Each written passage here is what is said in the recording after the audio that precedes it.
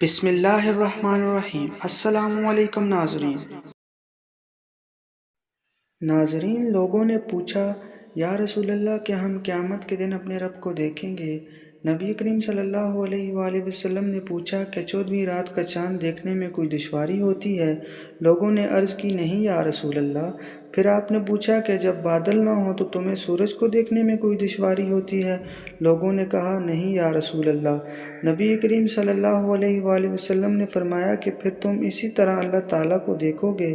قیامت کے دن اللہ تعالیٰ لوگوں کو جمع کرے گا اور فرمائے گا کہ تم میں جو کوئی جس چیز کی پوجا پاٹ کیا کرتا تھا وہ اس کے پیچھے لگ جائے۔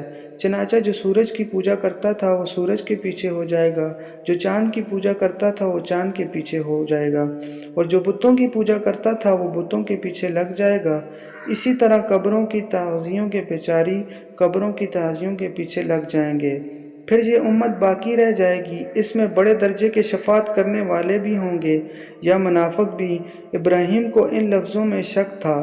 پھر اللہ ان کے پاس آئے گا اور فرمائے گا کہ میں تمہارا رب ہوں۔ وہ جواب دیں گے کہ ہم یہیں رہیں گے یہاں تک کہ ہمارا رب آ جائے۔ جب ہمارا رب آ جائے گا تو ہم اسے پہچان لیں گے۔ چنانچہ اللہ تعالیٰ ان کے پاس اس صورت میں آئے گا جسے وہ پہچانتے ہوں گے اور فرمائے گا کہ میں تمہارا رب ہوں۔ وہ اقرار کریں گے کہ تو ہمارا رب ہے۔ چنانچہ وہ اس کے پیچھے ہو جائیں گے اور دوزخ کی پیٹھ پر پل صراط نصب کر دیا جائے گا، اور میں اور میری امت سب سے پہلے اس کو پار کرنے والوں میں سے ہوگی۔ اور اس دن صرف انبیاء بات کر سکیں گے، اور انبیاء کی زبان پر یہ ہوگا اے اللہ مجھ کو محفوظ رکھ، مجھ کو محفوظ رکھ۔ اور دوزخ میں درخت سادان کی کانٹوں کی طرح آنکڑے ہوں گے۔ کیا تم نے سادان دیکھا ہے؟ لوگوں نے جواب دیا جی ہاں یا رسول اللہ۔ تو نبی کریم صلی اللہ علیہ وآلہ وسلم نے فرمایا کہ وہ سادان کے کانٹے ہی کی طرح ہوں گے، البتہ وہ اتنے بڑے ہوں گے کہ اس کا طول و عرض اللہ کے سوا اور کسی کو معلوم نہ ہوگا۔ وہ لوگوں کو ان کے اعمال کے بدلے میں اچک لیں گے، تو ان میں سے جو کچھ وہاں ہوں گے جو تباہ ہونے والے ہوں گے، اور اپنے عمل بد کی وجہ سے وہ دوزخ میں گر جائیں گے یا اپنے عمل کے ساتھ بندھے ہوں گے، اور ان میں بعض کے ٹکڑے کر دیے جائیں گے، یہ بدلہ دیا جائے گا، یا اسی جیسے الفاظ بیان کیے۔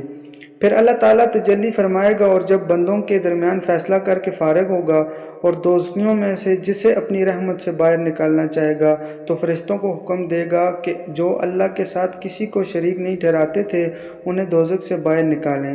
یہ وہ لوگ ہوں گے جن پر اللہ تعالیٰ رحم کرنا چاہے گا، ان میں سے جنہوں نے کلمہ لا الہ الا اللہ کا اقرار کیا تھا۔ چنانچہ فرشتے انہیں سجدوں کے نشان سے دوزخ میں پہنچائیں گے۔ دوزخ ابن آدم کا ہر عضو جلا کر بسم کر دے گی سوائے سجدے کے نشان کے، کیونکہ اللہ تعالیٰ نے دوزخ پر حرام کیا ہے کہ وہ سجدے کے نشان کو جلائے۔